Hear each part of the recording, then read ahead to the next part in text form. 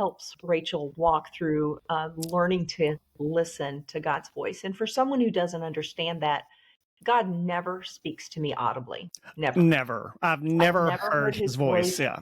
Yeah. And if you're in tune to his spirit, you know when he's talking to you. That is the key right there, Brett.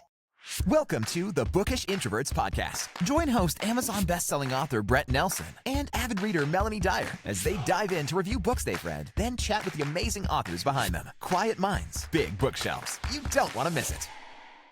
It is not that I am being cliche and saying I hear God's voice. That's not what it is. It is there is a time when you are still in the presence of the Lord, and you just had this feeling. And a good way for me for someone who does not understand what that feels like. Have you ever been in a parking lot? You can't find your keys, and you're in your getting ready to try to get in your car, and the hairs on the back of your neck start going up. Yes.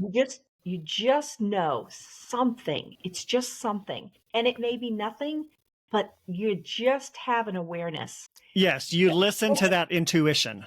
Yes, and it's that same positive feeling. And so when you stay in tune with the Lord, it's those moments of, is that you, God? Is that you? And then it happens again. And it's not because you've been sitting and dwelling on it and you're filling your mind and convincing yourself. It's just, you can't make that up. When you have the hairs on the back of your neck raised, you can't make that up. That's something. You probably need to turn around and take aware of your sense of your surroundings. Thank you, Brett. Yes. And that is when God speaks to you in that way. You need to pay attention and you need to be obedient. Yes, absolutely. And sometimes being obedient, that's not what your flesh wants. Your flesh wants to do what your flesh wants to do. Right. But that's why the Bible tells us you have to crucify the flesh every day. So, yeah. So, all right. So tell me, writing from your first book to your last book, writing, you learn as you go along. I have learned that you learn different things about your writing style, about just how can you pinpoint things that you've learned in the writing process from the first time you published a book to your last one? Yeah, and actually I cringed a little bit when you said you were going to go back and read my first book because the writing style is so different. When I first started writing, I just put words on the page. I just had to get that story out. And I have too many points of view, which means different individuals, you can hear and listen to their thoughts.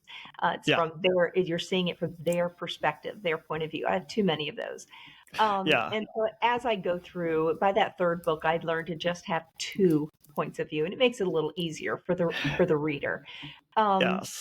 But the thing I think I've learned the most, Brett, is I started as what's called a pantser. I wrote by the seat of my pants. I didn't know where this book was going. I didn't know how it was going to end. I just knew I had a story to tell, and I did it. Now, when I write, I have an outline, so it's more of a plotter. So I have an outline that I know, and the most significant thing is that I know what needs to happen to my character. So in this last book that I just wrote, Written on My Heart, Gabe comes from a very hurt background, and his background is tough. And he has just had not only shame put on him all of his life, but he just feels less than. He just does not feel like he measures up to what everyone's expectations are of him. And I know I have to get him to a place where he sees himself as God sees him. He is worthy. He is valuable, and he has a purpose. And so I've got to get him to this point. And so in that process, then I do have to plan out the steps that are going to happen, because I have to show his growth during the process. And I think that is one of the things that I've learned to do a little bit better. Yeah. Well, and that's why I always say, especially if you're reading an author and you read their first book and you're like, not for me, Don't give up on an author after they're based off of their first book, especially if they've written 8 others after it. Yes. Like I've got ads running on all of my books on Amazon. I don't even run ads on my first one because I'm like, it's there if people read my other books and like, oh, I want to go back and see what else he's written. Yeah. But I'm like, and at some point I would love to go back in and redo that first book. That's my plan at some point, but I've got so many stories in me right now. Did you? I did that on my second book too, but I just haven't gotten to it on my first one. So yeah. So that's one thing I always like to say. Don't give up on an author based off their first book because they're going to grow some. So yeah. So, what is some of the best writing advice you've received from someone? What is some of the best writing advice that I have seen received from someone? Probably that you always should put family and faith before fiction. Mm-hmm. That's good. We are, as authors, there are some of us who that storyline is running through our brain at all times. It's like we can't shut it off. You can't turn it off. No. And then sitting there eating Mexican food in the restaurant while everyone's and you're thinking, okay, where's this going to go next? Yeah, how am I going to write this scene? Yeah, right. And it's very hard to learn to shut that off. I am as a female, I don't compartmentalize well, and so I have just learned that I truly have to be in the moment. I gave you the example of my daughter needed me the other day and I just had to shut down and my grandkids came and I didn't do anything else. And actually I missed a deadline and that I needed to have something to somebody else by Friday and I missed it. And so now it's not going to happen till Monday, but you know what? It's the Lord knows those details because he called me to this as a ministry. And so he knows that if I can't minister to those closest around me first, to my neighbors, to my family, what business do I have reaching across the world to reach someone else? I need to be walking the walk. Exactly. Yeah. I've got one more thing I want to talk to you about, and then I want to go into the book. I want you to tell the readers a little bit about your book. But one thing that I found really interesting about historical fiction is that most of the people today have never lived in those times. And so how do you, as a historical fiction writer, how do you tap into that period of time that you weren't even there? I find that so interesting. I, first of all, read a ton or have read a ton of books in that time frame. I will read anything by Laura France, Michelle Griep, Michelle Shockley, Rosanna White. These authors in this time frame, how they write just fills my cup and it just helps me get a sense of what's going on. I also I do enjoy classic literature and anything. Daddy Longlegs is one of my favorite stories. Anything by Montgomery, the Anne series. So keeping myself. We did a podcast episode on one of her books. Oh, yeah, fabulous. Yeah.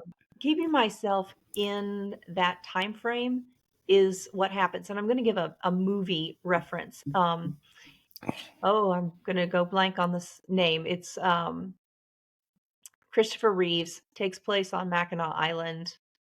Somewhere in time. Boy, that took me a minute. Oh. It's that concept of this is a time travel and he just thinks and thinks and thinks and gets himself emotionally. You never know if he truly goes there or not, but he gets his brain back to by doing whatever he does to get himself back into this time frame where he meets this woman. There is something to that. You can't just sit down and just start writing. You've got to make sure your brain is in the right place before you start putting yourself into that position. But I would imagine so. Yeah. It's something that someone said to me that really helped me was the timelessness of God's word it's timeless. It's forever. It fits in every generation. but you do have to think about your word choices to make sure that they fit the era that you're in. I can't use the word, I said he had piddled away his funds. Well, a contemporary reader said, that sounds like he's using the restroom, right? Yeah. Not Okay. in the context of the story, though. Right. Yeah. In that time frame. So I changed it to frittered. And then a friend of mine said, well, I hope I'm not hungry because that's what I'm going to think about. And I'm like, oh my goodness, but it is, you have to consider all the details Yes. of how the book is going to be perceived by the reader. Yeah. Which is such a difficult thing as an author, because no matter how good it is, you just can't please everyone, and it's just, and it's so hard to, it's a very fine line to tread as an author. So I was like, I find it so interesting that to see kind of how people can write about a time that none of us have experienced. I mean, some of us have a little bit more than others, but it's just, and your book takes place, I think, in 1870. Yes. Is that right? Yeah. So literally no one alive has encountered that time period. Right. So so take us into the book. Tell us a little bit about it. It's called Written on Your Heart. Yeah, so Written on My Heart, it is book 5, and it is truly a standalone in my series. So to take you back a little bit, my first book introduces 2 young children, Thomas and then Gabriel. His Arapaho Indian name is Little Sun, and part of it is because he always has a smile on his face. He has an encounter with an angel in book 2, and he asks, when he accepts Jesus, he asks for his name to be changed to Gabriel, just like Paul and Saul, the name change. Oh, there. Wow. Yeah. And so we know he has a spiritual heritage. He has a commitment time. We know that he has had a life-changing experience. But by the time we get to book 4, so much has happened to this young child. He because of his half Arapaho Indian heritage, the fact that now all of the Indians have been moved to reservations in our historical time frame, and he's not there. So he is in a small town called Shumard Oak Bend, Missouri. And he is struggling, Brett. He is just struggling because in book 4, he wanted to go to medical school with his best friend Thomas, but the university will not allow him because of his heritage. So he ends up working the mines. He's brilliant. He was top of his class, but he is not able to use this knowledge and this desire and this God's gift that he has because of his heritage. And so even though we know he has this background of faith, he is struggling spiritually. And then he also contracts lead poisoning from working in the lead mines. And that was actually mentioned in book 5. Yeah. Yes. And so he is sick. And so now he's not only struggling emotionally and spiritually, he's struggling physically as well. And this character has to make it through to an acceptance of he's being made the way God has made him and that he can conquer. Well, he is is deputy of the town. He comes back from the mines. He gets some help, and he's now deputy. And he knows already Betsy, who is a school teacher. She's a couple years older than he is. They went to school together as children. They've been friends. They've never been close, but they've been friends. And he realizes that she also is struggling with something. And so in walks Luther Conrad. Now I'm going to... She and her family are going through a very difficult time in this book. Yes. And so he resonates with that. Well, Brett, a little bit about who I am. I told you my parents never argued. I don't do well with conflict. I had to write this bad guy, and he's just downright slimy. He is. He's nasty. But I can respect a good villain. Like my podcast host, Melanie, she loves to hate villains. And I'm like, I can respect a good villain. He is truly a good villain, but let me tell you, that was hard to write because I not Was only it? had to get in his mind, I had to get under his skin. And there were times I just got the heebie-jeebies. I'm like, man, this guy is just disgusting. He is. Did you ever think, okay, am I writing him too bad? I Did don't that think ever? so because Yeah. Okay. I'm sure he could be worse, but I'm glad you said that. I am also very, very careful. First of all, I would hate to offend someone, but second of Yes. all, I do not ever want strong triggers to throw someone out of the book. And we have all come from different backgrounds, Brett. We have had different experiences, and there are some women who, well, even men, who are going to read this book, and it's going to make them struggle with. Well, no, I should say I don't want them to struggle with fear. I want them to see the reality of what deception and what manipulation can look like, and help them Yes. recognize it through God's eyes. Yes. So Gabe, our hero, he struggles with identity crisis. He struggles with prejudice horribly. And so I wrote this story with a little bit of a Louis L'Amour feel. Now, if you are familiar Okay. with those really old Westerns, they're some of my favorites. I love a good Western. There's not the swearing, you got the gunfights and you see them go down, you never see the blood. That's kind of the feel that I was going for. And again, it stretched me as an author. I don't Which is good. Yes, I had to take a different viewpoint on this book, and my readers so far have loved this. Oh, I good. cannot tell you, 9 out of 10 people are saying to me, I could not stop reading. You kept me on the edge of the seat. I didn't know what was going to happen next. That was a good feeling on my part to know that I created characters strong enough that people were invested. Yes. And as I was reading it, there was one thing that kind of popped into my mind because again, as authors, we have to be so careful. Like we literally have to walk on eggshells because you can offend somebody with something that was never your intention, but they take offense to it or they take, it triggers them or whatever. And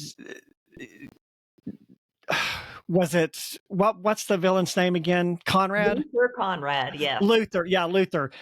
Is he the one that sort of has like the sort of the prejudice against the Indians? Yeah. And as I was reading it, because as an author, were you hesitant to sort of even mention that in the book? Because in my mind, I didn't really consider that prejudicial or racist because I can keep the context of that time period in my mind and remember, okay, this is a product of the time. And I want to preface, there's nothing racist in the book. Yeah. This is just something that went through my author mind. Like, did you hesitate to even make any mention of that for fear? Is such a great question because I want to tell you the value of a reader and the value of a review. Yes. So I wrote in my first book about this Arapaho Indian family.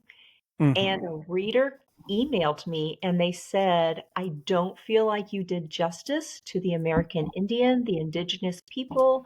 I feel like you were not courteous to their plight. I thought you did a great job with your African American characters, but I just felt strongly that you could have done more. And we emailed back and forth. This girl is just precious to me. She was honest, but she was not, she didn't attack me. She let me know her heart. And so I did two things. First of all, I took my books and I did what's called a sensitivity reader. Yes. And I asked someone else, African American descent, to please read my books. And they said, no. This is the time frame. They were uneducated. That is how they would speak. You need to keep to what you've done. Do not change that because of what today's world says that it is not yes correct. And I think a lot of readers these days, they read, especially when you're reading historical fiction, because I don't read reviews to determine if I want to read a book or not, because I want to read a book based on whether I think the book sounds good. So I don't really use reviews in that way. But after I finish the book, I'll often go in and look at reviews just to kind of see what, and especially when it comes to historical fiction, I've noticed that a lot of the reviews are it's not because they hated the book. It's not because, it's because they're reading historical fiction through the filter of modern times. And you have to have the ability, if you're going to read historical fiction, you really, and this is coming from somebody who that's just now starting to read a little bit more of it. You really have to be able to have the ability to read historical fiction through the eyes of the era that you're reading. Otherwise, you can't write modern day sensitivities into historical fiction books because it's not going to be real. Right. To the time. Yeah. So do you find that in general, most of your readers are pretty good at that? Yes, because most of my readers, like I said, they understand historical fiction. I will say that I did add at the end of my book, I did add a paragraph just saying to my reader, I want to be sensitive, but I needed to be historically accurate and God honoring. Yes. I'm careful with word choices. I would never use a swear word in a book. And just like I would never do that, I would never downplay a race because of a vernacular use of a word. Yes. Again, you learn as you write. I think it just sort of maybe to you becomes intuitive somewhat the more you write and the more. And sometimes I think even through the process of like, ooh, okay, I did that and I don't want to do that again. I don't want to make that mistake again. Or thanks for joining us on the Bookish Introverts podcast, where together we explore the worlds within the pages. Until next time, stay bookish.